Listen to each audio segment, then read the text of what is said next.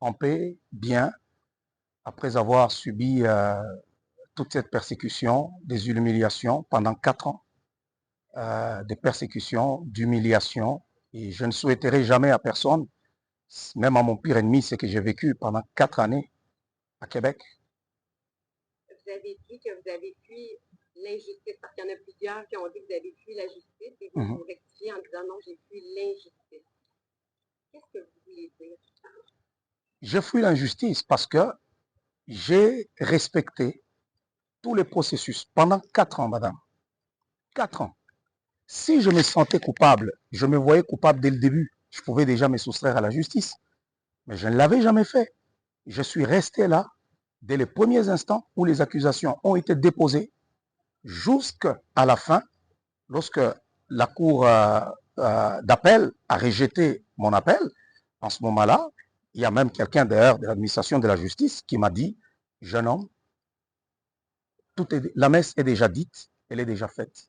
Tu peux te payer tous les meilleurs avocats, même Jésus-Christ. Tu ne t'en sortiras pas. Si tu as l'occasion, sors d'ici. Je ne donnerai jamais son nom, mais il travaille à la cour là-bas de Québec.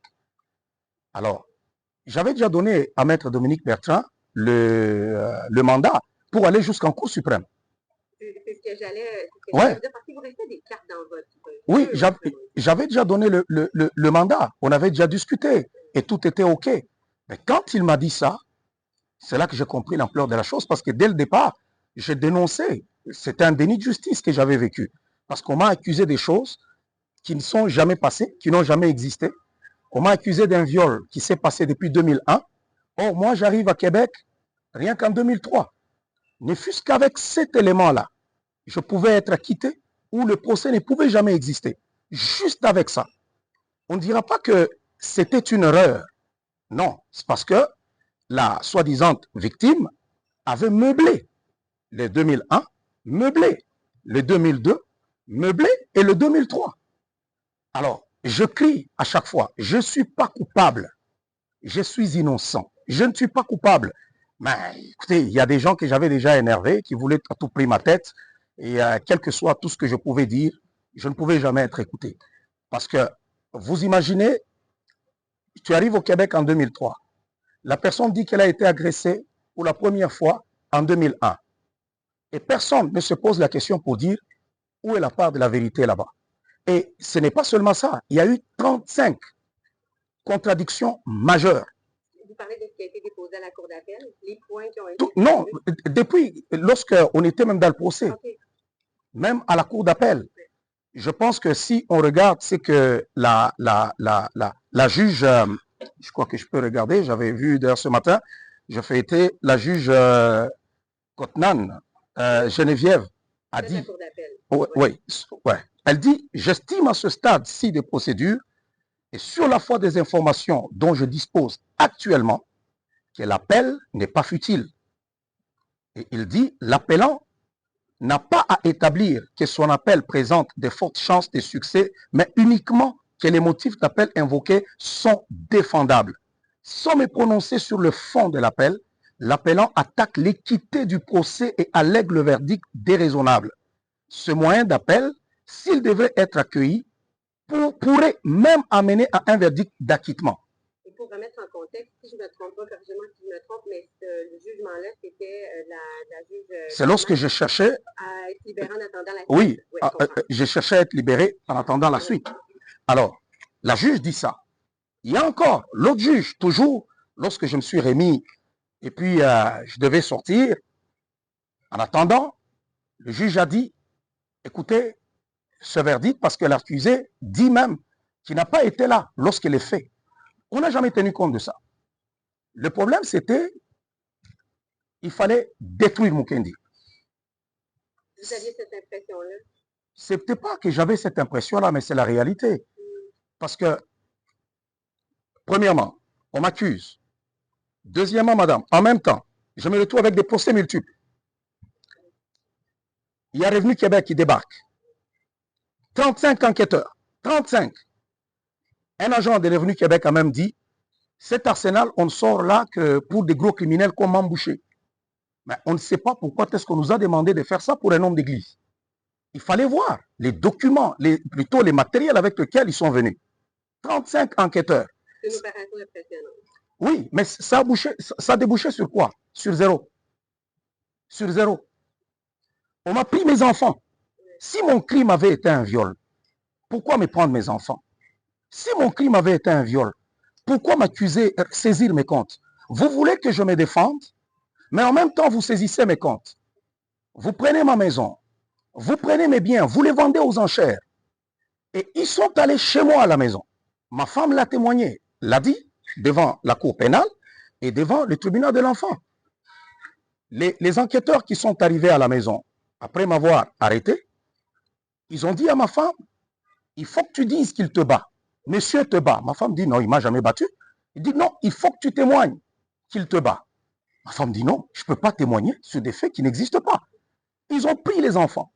Ils étaient entre la porte et là où il était le salon, pour l'intimider, pour dire, si tu ne témoignes pas, nous, on part avec les enfants. Et ma femme dit, je ne vais pas témoigner. Et ils ont pris les enfants, ils sont partis avec. Et j'ai été encore en guerre avec la DPJ, qui voulait me prendre les enfants jusqu'à leur majorité. Et en ce moment-là, je me suis retrouvé avec un procès qui a été le plus long de toute l'histoire de Québec.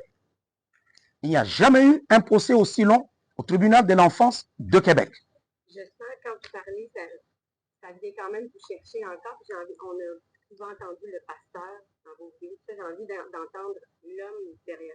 Comment vous vous êtes senti à ce moment-là? On sent que ça vient vous chercher encore. Tu te sens persécuté, abandonné, parce que j'irai me plaindre où? Je suis un étranger, je suis sur une terre étrangère. Je n'avais pas le droit de montrer que j'ai quand même de l'argent. Non. Il a de l'argent, c'est un voleur, il détourne. Et pourtant, je suis un pasteur évangélique. Il y a des églises évangéliques partout au Canada, et même au Québec. Il y a des églises évangéliques, mais on m'a vendu comme un gourou. Et pourtant, je prêche en ligne, je ne me cache pas, je n'ai pas inventé une religion. Ce que je fais, c'est ce que toutes les églises font, qu'elles soient des églises des immigrants ou des Québécois. On est tous des évangéliques, on a les mêmes valeurs. Vous aviez choisi le Canada, vous avez dit justement, vous avez passé quand même plusieurs années là-bas. Avant que tout ça arrive, quels enjeux, quels problèmes vous avez? Parce que vous avez tenu depuis des propos qu'on peut comprendre, on peut imaginer votre état d'esprit dur quand même envers l'Occident, envers le Canada. J'ai envie de vous demander, avant que tout ça se passe, avant que vous viviez ce procès-là, que vous soyez accusé, comment ça se passait pour vous au Canada comme immigrant? J'étais bien. J'étais bien. Bon, le racisme au Québec, on le sait quand même, mais tout le monde au Québec n'est pas raciste. Même si je peux être déçu aujourd'hui, ce n'est pas que tout Québécois est méchant et mauvais. Non, c'est une bande de personnes qui en voulaient à ma vie, qui ont voulu détruire ma vie. Mais ce n'est. Je pense que c'est le groupe des homosexuels. Ah oui, c'était ça mon crime, parce que mon ennemi n'a pas de visage, mais je savais d'où cela venait. Parce que moi, je prêche à l'église. Si la Bible me dit que les homosexuels n'ont pas le droit d'hériter le royaume de Dieu, vous voulez que je prêche quoi? On ne prêche pas un livre de Darwin. Non, moi je prêche ce qui est écrit dans la Bible. Est-ce que je vais aller prêcher pour dire qu'il faut brûler les homosexuels? Je n'ai jamais prêché comme ça. Mais quand on a parlé dans les médias, parce que les médias étaient à la solde de tout ça, il fallait amplifier la situation. On était là avec les médias, ils étaient là en train de manipuler l'opinion. Parce que c'était la guerre de l'opinion. Il fallait préparer déjà les gens à une lourde sentence. Alors, il fallait que l'opinion l'accepte. Alors, pour que l'opinion l'accepte, il fallait me vendre comme un monstre. Alors, voilà le monstre. Il prend l'argent des fidèles. C'est un gourou. C'est un misogyne. Il ne respecte pas les femmes, il n'aime pas les femmes. C'est un violeur. Alors, toutes les choses que la société québécoise réprouve, on m'a collé sur le dos. Alors, personne n'était à la recherche de la vérité. Non. Pourquoi vous n'avez pas témoigné lors de votre procès? Parce que les dés étaient déjà pliés. Non, écoutez, madame, vous êtes dans le palais de justice. Vous avez là une personne qui s'est dit victime, qui ne sait plus témoigner, qui s'est contredit à tout bout de champ. Même Maître Dominique a dit au juge, c'est Emonde, Jean-François Aymon, oui. Oui, il lui a dit, monsieur le juge, suspendez la sentence parce que vous avez été présent, vous avez assisté à ce procès. C'était de la comédie, c'était du n'importe quoi. C'était du n'importe quoi. Mais c'est à la fin que j'ai compris que même un fou qui viendrait témoigner que M. Mukendi m'a agressé, on allait l'écouter. Je croyais à la justice québécoise. Moi je croyais. C'est pourquoi, vous savez, madame, je dépensais beaucoup d'argent. Alors, beaucoup. Combien? Oh, je pense que nous sommes dans les millions, là. Ah ouais. Ça monte vite. Ouais. Ça, juste avec la cour de justice, là, avec les jeunes, mes enfants, ça m'a coûté beaucoup d'argent. Ouais, parce qu'il y avait, oui, c'est ça, parce qu'il y avait le procès, il y avait, comme vous avez dit tantôt, il y a aussi Revenu Québec. Ouais, la protection de la jeunesse. J'ai protection de la jeunesse. J'ai l'abord criminel. Et ça m'a coûté beaucoup, alors beaucoup d'argent. Mais vous voulez que je fasse quoi? Il fallait que je me défende. Je croyais en cette justice-là. Mais c'est à la fin que j'ai compris que c'était une comédie. Le point de bascule pour vous, ça a été quoi? Le point de bascule, c'est lorsque, en appel, on rejette mon appel. Ce qui ne pouvait jamais se faire. C'était impossible. Vous pensez que les... Vous l'avez dit tantôt, je veux juste vous ramener à ça parce que vous avez dit tantôt que si vous restez quand même des cartes pour faire valoir vos droits. Et la Cour d'appel, excusez-moi, pas la Cour d'appel, la Cour suprême, vous avez déjà donné le mandat à Maître Bertrand. Quand même... Monsieur Pierre Dufour, qui travaillait, je ne sais pas, avec la police ou protection de l'enfance, tout ça, la journée où on m'a arrêté, a bien dit, monsieur Mukendi est une personne non grata ici. Il va dilapider tout son argent en se défendant devant la justice, devant les tribunaux. Et moi, je ne savais pas ce qui m'attendait. C'était la première fois, le premier jour, lorsqu'on m'a arrêté. Ça a été répété, même à ma femme. C'est une personne non grata. Madame, est-ce que vous réalisez que on est un couple, on est une famille. Si nous nous présentons devant la cour de jeunesse, nous devons avoir le même avocat. Nous, on nous a interdit même d'avoir le même avocat. Ça veut dire qu'ils étaient déjà préparés de nous séparer. On a donné un avocat à ma femme et moi, j'avais mon avocat. Alors, quand on allait au palais de justice, ma femme avait son avocat, moi, j'avais aussi mon avocat. Et les enfants avaient leur avocat. Or, on est un couple. On est une famille. Écoutez, carrément. Oui, carrément. Il y a des choses que j'ai vécues. Si je vous l'explique aujourd'hui, vous ne croirez pas que ça s'est passé au Québec. Vous croirez que vous êtes à Kandahar ou bien vous êtes en Afghanistan. C'est là que je dis, c'est un blasphème judiciaire. Ça n'aurait pas dû se faire ainsi, surtout sur une terre québécoise. Si c'était là, la situation dans laquelle vous vous retrouvez aujourd'hui, si c'était à refaire, est-ce qu'il y a des choses que vous feriez différemment pour vous permettre de rester au Canada? Moi, je n'ai rien à me reprocher. Non, mais je ne parle pas de reproche. En fait, oui, mais c'est dans votre procédure. Non, c'est à eux de se reprocher. Ah ouais. Pour que les citoyens se sentent en confiance. Parce qu'aujourd'hui, il y a beaucoup de gens qui n'ont pas confiance. Ça c'est certain. Je vous donne un exemple. Je pars. Lorsque je suis parti de Québec, automatiquement, ma femme qui est une personne sans problème, du jour au lendemain, elle se transforme. On est en train de la vendre maintenant dans l'opinion comme étant un démon, un monstre, une femme de ceci, agressive. Oh, on l'accuse, elle a intimidé. Elle a déjà intimidé qui? On a fait 4 ans devant les tribunaux. Elle n'a jamais intimidé la fausse victime. Elle l'a voyé au tribunal. Elle ne l'a jamais intimidé. On ne connaît ni son adresse, ni son numéro de téléphone. Lorsque je pars, on colle des accusations sur ma femme. Et en même temps, on va cueillir ma femme dans son lit à 1h du matin. Et on dit quoi? On manipule les médias. Les médias écrivent, Madame Mukendi a été appréhendée en train de fuir. Elle va fuir. Pourquoi? Elle est accusée de quoi? A-t-elle peur de quoi? Non. Les médias écrivent, ils salissent son image. On l'accuse de ceci. Et on lui ravit le passeport. Non seulement on lui a ravi le passeport, on l'interdit de quitter le district de Québec. Non mais écoutez, j'ai un fils... Oui, ça... Écoutez, si mon crime avait été un viol, pourquoi aller acculer ma femme? Si mon crime avait été un viol, pourquoi vouloir me ravir mes enfants jusqu'à leur majorité? Si mon crime avait été un viol, pourquoi venir saisir mes comptes? J'étais au Québec, je n'avais pas le droit d'ouvrir un compte. Toutes les banques me rejetaient. Toutes les banques. Du jour au lendemain, mais sans raison. C'est à cause de l'histoire avec Revenu Québec. Non, ça n'a rien à voir avec Revenu Québec. Okay. Même ma femme, toutes les banques nous appelaient. Paf, on vous écrit la lettre, non, venez même prendre votre argent, nous on ne veut pas.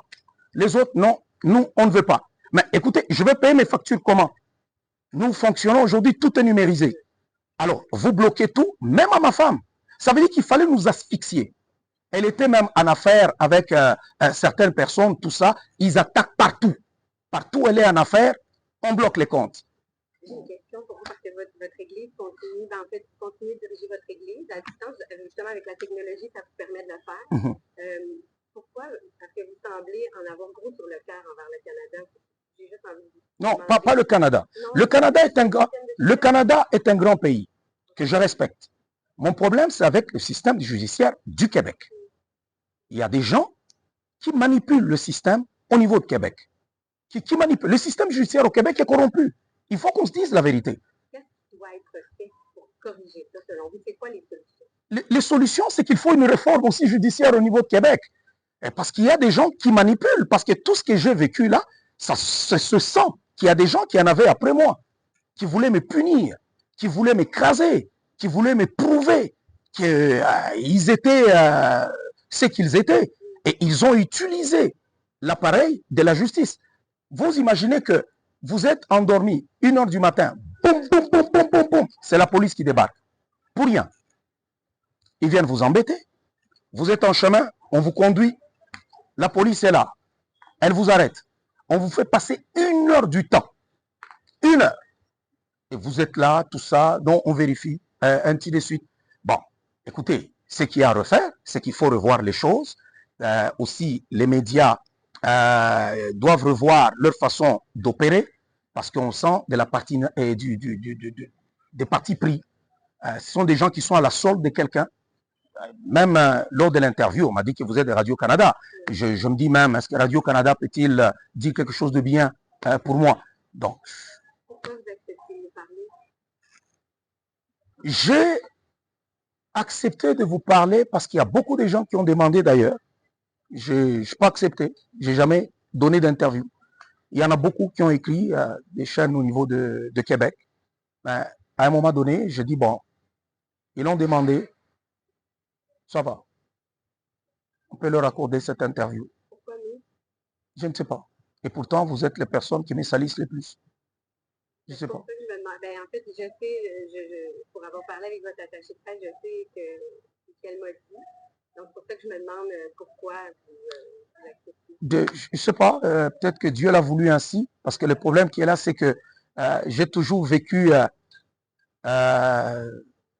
au niveau de Québec pendant toutes ces années. Et j'ai aimé le sol québécois. Je me sentais beaucoup plus québécois. D'ailleurs, dans le monde évangélique, qui est de milieu religieux, il n'y a personne qui a vendu mieux le Québec que moi. J'étais le plus suivi dans les réseaux sociaux, tout ça, dans le monde évangélique, c'était moi. Il n'y avait personne qui était suivi comme moi dans le monde évangélique. D'ailleurs, vous parlez du Québec, puis je sais, vous en avez parlé aussi à quelques reprises que vous aviez l'intention peut-être de tourner à quelques moments. Là, je pense que en 2023, vous avez fait référence à ça. C'est quoi, à ce jour-là, c'est quoi vos plans? Est-ce que vous aimeriez toujours écouter? Je me sens tellement bien chez nous. Vous savez, le climat est beau. C'est beau. On dirait qu'Adam et Ève ont été créés en Afrique. Si un jour je dois y retourner, ils doivent arranger, ils doivent réparer cette injustice. Ouais. Ils doivent réparer cette injustice. Ce n'est pas sérieux et on ne peut pas s'attaquer à un seul individu avec tout ça. C'était pour me pousser au suicide ou à un arrêt cardiaque. Ils n'ont pas réussi à me détruire. Et même si vous êtes venu aujourd'hui, ce n'est pas parce que ma tête vous plaît, mais c'est tout simplement parce que c'est un monsieur qu'on a cherché à détruire, mais qu'on n'a pas réussi à détruire. Nous, on cherche plutôt à comprendre, je vous dirais. Je comprends votre point de vue, mais on cherche plutôt à comprendre parce que vous n'êtes pas le seul à critiquer le système de justice. Et d'ailleurs, bon, vous avez ici le Canada, vous n'êtes pas le seul qui retourner dans votre pays d'origine. Il y en a d'autres qui l'ont fait après avoir été accusés, reconnus coupables parfois au Canada. Donc, on veut comprendre Si j'avais été coupable, si je me sentais coupable, j'aurais pu me soustraire à la justice depuis très longtemps. Je n'allais pas engager autant de dépenses. Non, j'avais tout le temps. Parce que quand ils sont venus la première fois, c'était au mois de juin. J'avais mon passeport, madame. Ils m'ont dit, tu vas comparaître en septembre. J'avais mon passeport. J'ai même fait des voyages. Je suis sorti et j'étais là, présent, pour me présenter en septembre. Mais là, vous l'avez dit. Non, ils m'ont dit, ne venez plus, il n'y aura rien, ainsi de suite. Et puis, en octobre, je crois que c'était le 2 octobre, ils tombent sur moi, avec tout ce qu'ils ont créé. C'est là que vous avez été arrêté. C'est là qu'on m'a arrêté. Quand mon avocat est venu pour demander ma libération conditionnelle, la seule chose qu'il m'a dit, ça fait 26 ans que je fais ce métier. Je n'ai jamais vu ça, monsieur. Je ne sais pas qui vous avez provoqué. Je ne sais pas qu'est-ce que vous avez fait. Mais ça fait 26 ans que je fais ce métier, mais je n'ai jamais vu ça. Vos enfants, il ne m'avait pas dit ça lorsque j'étais au poste de police. Il dit, je ne voulais pas vous inquiéter. Vos enfants ont été arrachés. Il y a aussi certains enfants des membres de votre église qui ont été arrachés, et ainsi de suite. Et ils se sont donné le luxe de dire aux gens, vous pouvez aller prier partout, mais pour qu'on vous retourne vos enfants, quittez cette église-là. Ça veut dire que, en fait, à ce moment-là, vous parlez de Maître Bertrand, votre avocat. Oui, parce qu'il travaillait avec c'est Maître Côté. Il y avait aussi Maître Côté. Oui, il y avait d'autres avocats au cabinet de Bertrand. D'ailleurs, c'est une grande alliée pour vous. Vous avez on l'a vu dans votre jeu. Comment vous avez réagi quand vous avez vu qu'elle s'était retirée de votre dossier?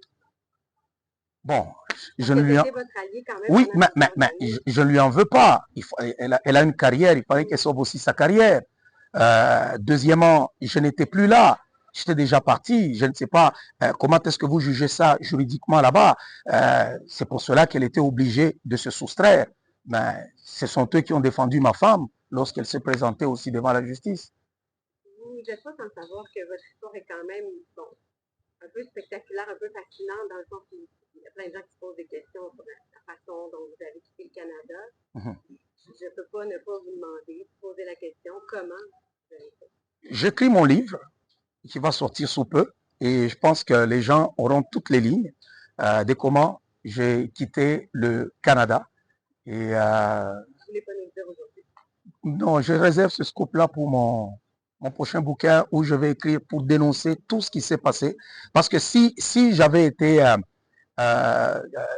coupable, j'allais affronter la justice. Ben, cette injustice, cette persécution dont j'ai été victime. Non. Quand il va sortir ce livre-là?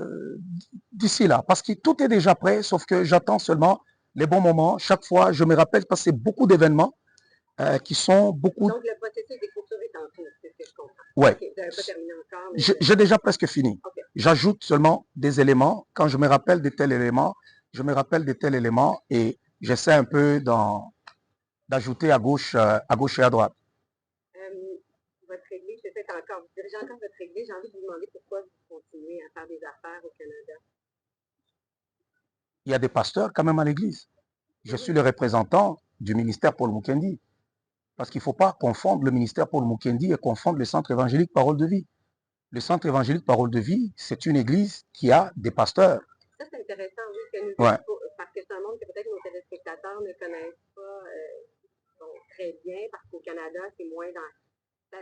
Il y en a de plus en plus, mais c'est moins dans la culture. Donc, justement, peut-être, oui, expliquer le fonctionnement, la différence entre le ministère Paul Mukendi et le centre évangélique. Oui, le centre évangélique, c'est une église locale. Ouais, cette église a des responsables. Il peut y avoir un pasteur qui dirige l'église locale, mais tandis que le ministère Paul Mukendi, c'est un ministère qui est beaucoup plus international. Je suis dans beaucoup de pays. J'ai plus de 400 000 personnes qui sont membres de mon ministère. Et là, en ce moment-là, c'est moi qui suis le premier responsable. Mais les églises qui sont implantées, que ce soit à Kinshasa, que ce soit au Québec, j'ai des paroisses en Côte d'Ivoire, en Guadeloupe, que ce soit aux États-Unis, en France, partout là-bas. Là, il y a des pasteurs qui les dirigent.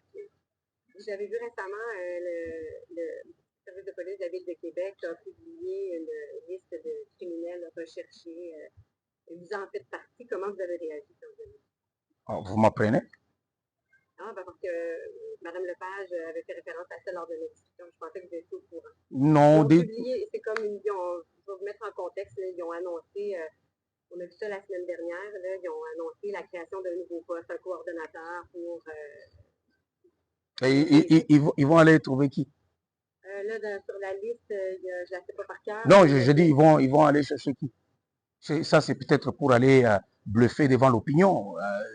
Que les États-Unis aillent d'abord récupérer Edward Snowden là-bas en Russie. Je suis chez moi, je suis dans mon pays. Et je pense qu'ils peuvent nommer qui ils voudront.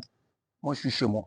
Je suis dans mon pays. Mais de savoir que vous êtes sur la liste là, de personnes recherchées, bon, encore, et tout ça, comment vous réagissez à ça? Bon, ça, je peux pas dire que ça peut me faire quelque chose. Je suis habitué comme salisse au Québec. Oui, je suis habitué, je suis blindé contre ça.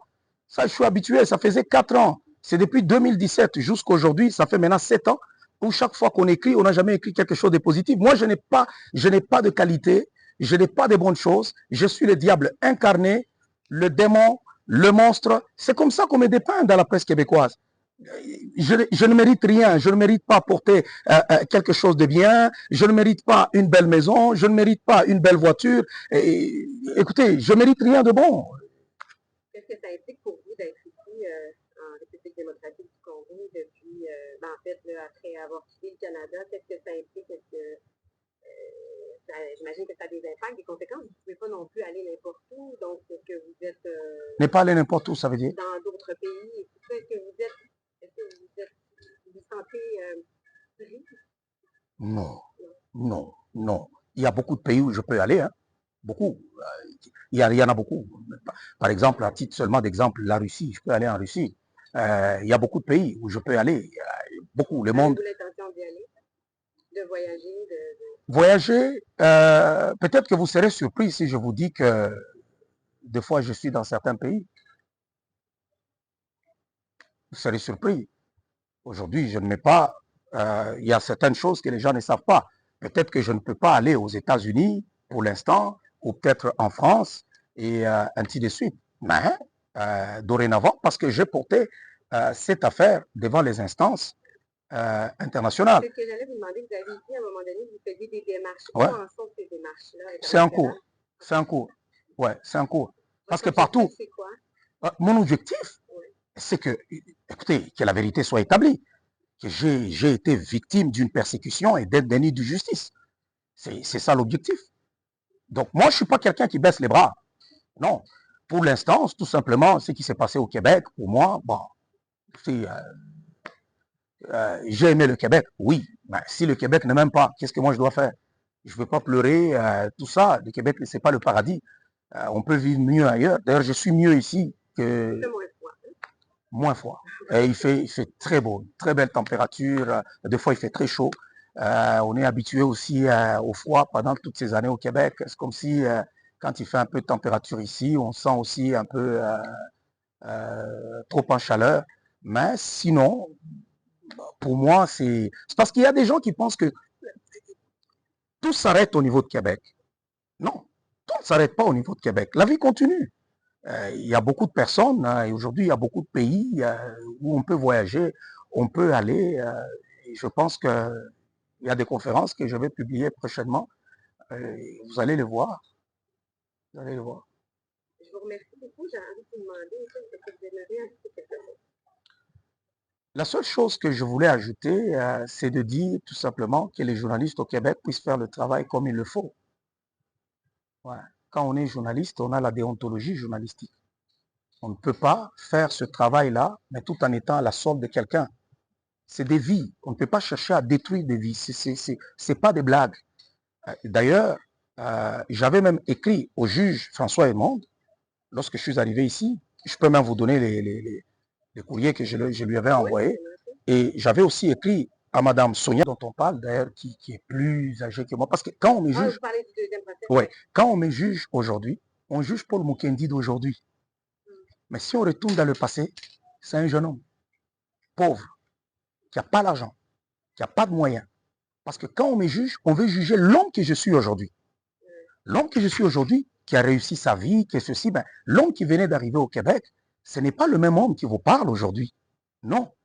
Et la femme dont il est question, plus vieille que moi, madame, Je ne sais pas si c'est des 15 ans, si c'est des 17 ans, et ainsi de suite. Il y a des hommes, des fois, qui aiment les femmes. Non, non, non, non, non, non, non, non. Je vous taquine. Oui. Là, il y a quand même les preuves pour dire de force, parce que tu ne débarques pas dans un pays, et puis, automatiquement, parce que là aussi, il y avait erreur. Parce que la personne s'est dit que non, on l'a violé en 2008, pendant qu'en 2008, il n'était même pas membre de l'église, ainsi de suite. Je ne sais pas comment ils ont fait leurs histoires. Donc, c'est des personnes qui se connaissent. En fait, des personnes qui se connaissent, les deux. Et on a laissé à cette dame venir suivre tous les procès. Le premier, elle a suivi tous les jours, pendant qu'ils savaient qu'elle aussi devait avoir le procès. Mais ils l'ont laissé venir suivre le premier procès, tous les jours. Et puis après, bam, on introduit aussi son affaire. Or, moi, j'avais déjà porté plainte avant pour harcèlement. Et quand j'arrive devant la cour, je dis, j'avais déjà porté plainte pour l'affaire de ces dames-là. Tout ma plainte, mes affaires disparaissent. Il n'y a rien que... Il n'y a pas eu de suite à cette plainte-là? Ça a disparu. Même la plainte à la police qu'on a déposée, ça a disparu. On appelle Madame Suzy Gagné, qui était dans le dossier. Suzy Gagné tombe dans un congé indéterminé. Elle tombe dans un congé indéterminé. Je vous explique ce qui s'est passé au Québec. Et tout est vérifiable. Congé indéterminé. On a commencé, pof, et puis après maintenant, non, on sort un petit papier, non, bon, monsieur avait déposé une affaire, mais... Ils n'ont pas transféré ça à quelqu'un d'autre? C'est compliqué, c'est pourri ce système, je vous dis.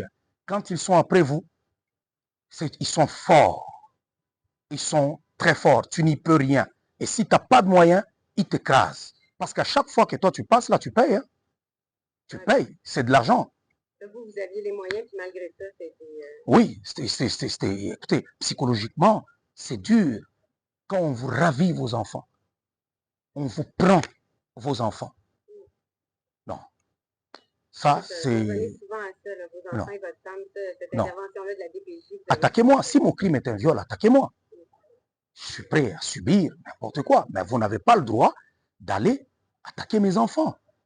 Mais vouloir me les arracher jusqu'à leur majorité, quand même. Heureusement, la première juge, là, juge... de la DPJ. Juge Côte. Ouais. Oh non. Ils ont été déboutés. La DPJ, là, elle les avait vraiment giflés. Là. Il dit, depuis le départ, ils savaient que leur affaire ne tenait pas, mais ils se sont entêtés. C'est écrit dans le jugement.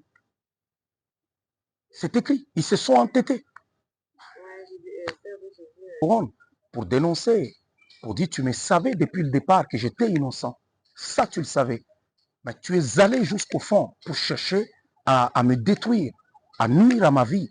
Pourquoi? Pour quelle raison? Ils ne peuvent pas faire de retour. Ils savent ce qu'ils ont fait.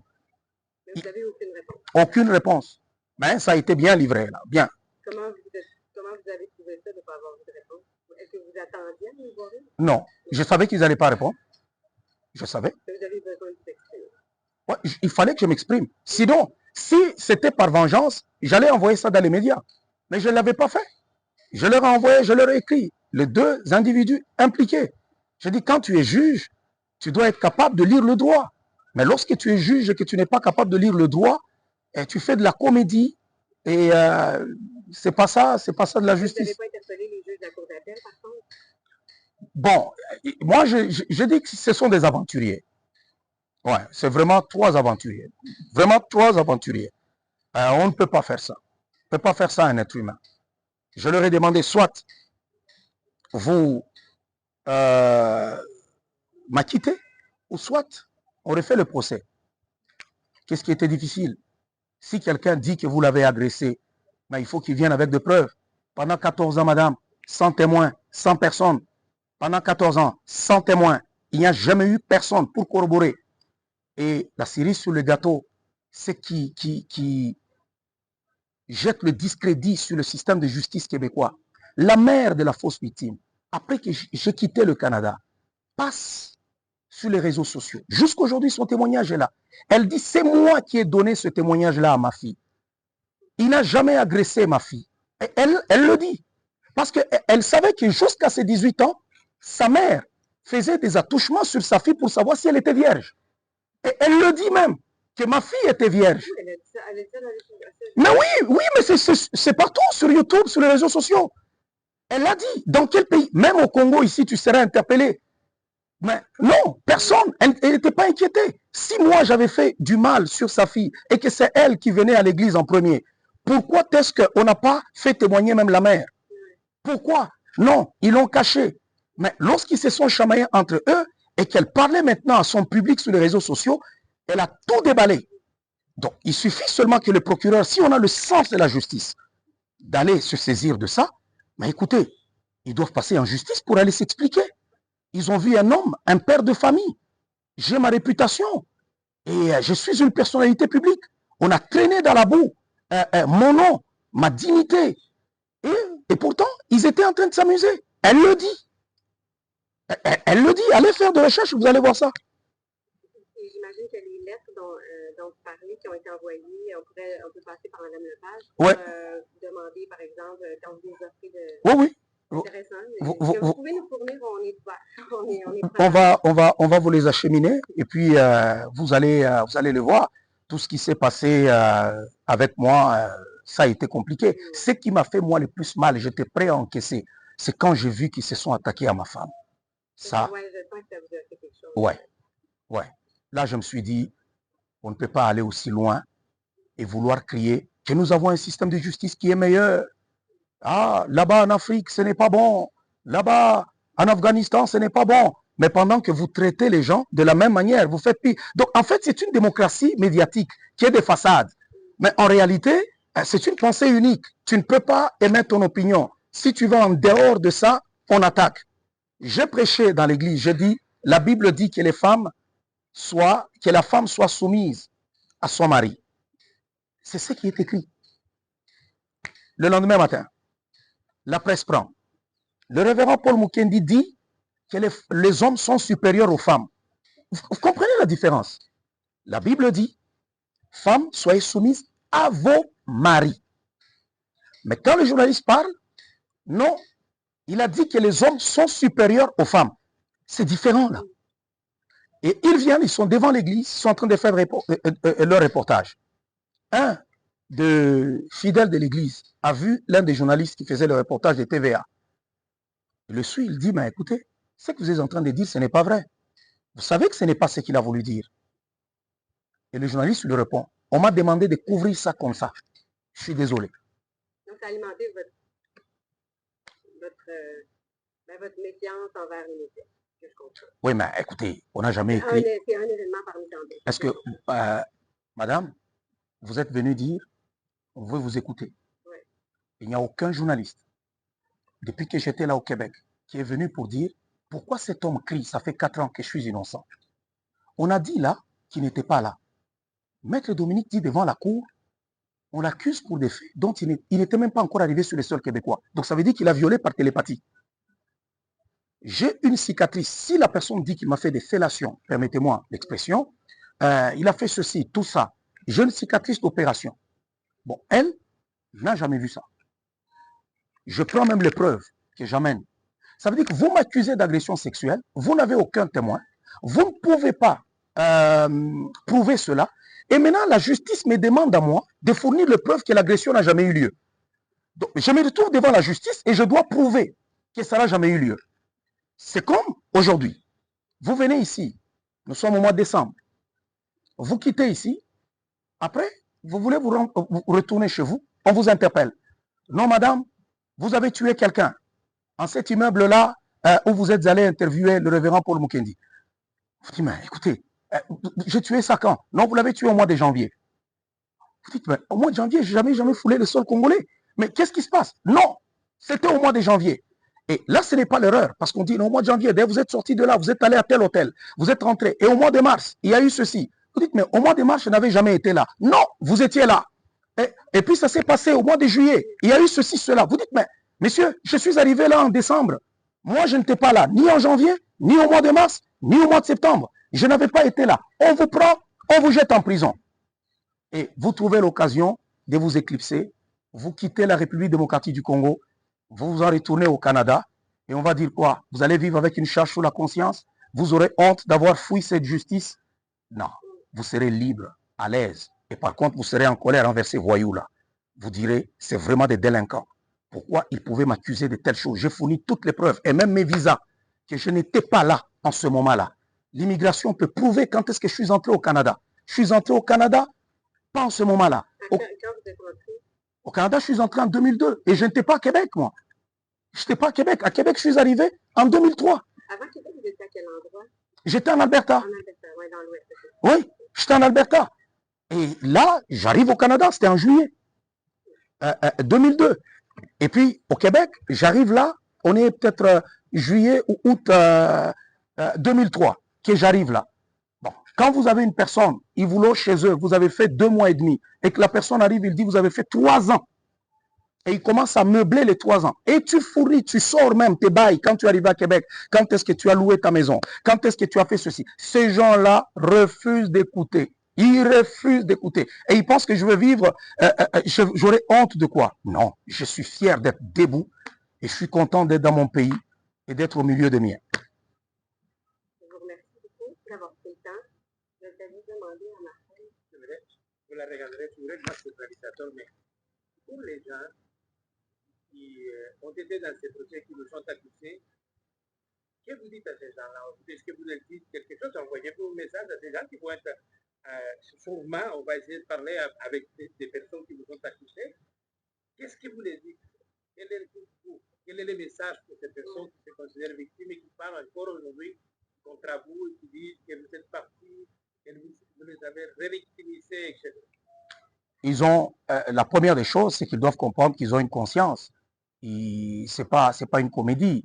Si on avait une justice sérieuse, ils seraient incarcérés au moment où nous parlons, parce qu'ils savent que c'est faux et archi faux. Et qu'est-ce que je peux leur dire? Je peux rien leur dire. C'est de dire tout simplement qu'ils ont une conscience et qu'un jour on se retrouvera devant Dieu si on ne se retrouve pas dans ce monde. Et pour vous, c'est clair, ces personnes ont toujours menti. Il y en a rien de vérité là. Si on met une personne en face de vous qui a presque l'âge de votre mère et on vous dit que vous l'avez violée, est-ce que c'est sérieux au moins?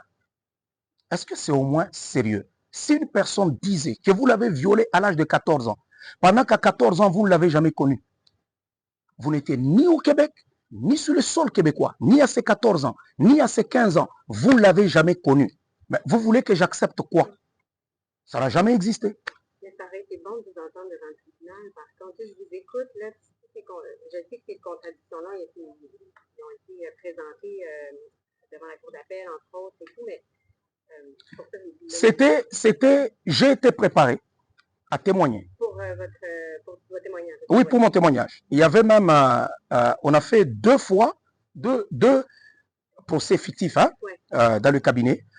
Tout ça, j'ai été très bien préparé pour témoigner. Et j'étais prêt à témoigner.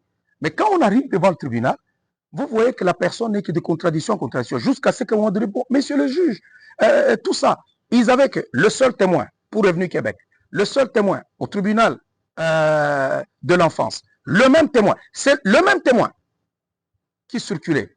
Alors, aujourd'hui, il dit ça, demain, c'est ceci, demain, et à chaque fois, il y avait le refrain que mon avocat disait, lequel de ces 3 ou de ces 4 versions est la vérité? Dites-nous au moins la vérité. Alors, non. Déjà, le doute raisonnable était là. Madame, imaginez-vous, je viens de vous donner un exemple. On vous accuse de meurtre dans ce bâtiment pendant que vous n'avez pas été là. Écoutez, vous n'avez plus besoin d'ouvrir votre bouche pour témoigner. Tout le monde sait que c'est faux. Tout le monde sait que c'est faux. Vous n'avez pas besoin d'ouvrir votre bouche. C'est à eux de prouver que les faits se sont produits ou se sont produits ou ne sont pas produits. Parce que c'est eux qui ont apporté le fardeau de la preuve, réside sur leurs épaules. Ce n'était pas à moi de prouver, c'est à eux de prouver. Ils n'ont prouvé en rien, ils n'ont amené aucun témoin, aucun, pour corroborer le fait, aucun. Et j'ai été condamné, j'ai été jugé coupable sans aucun,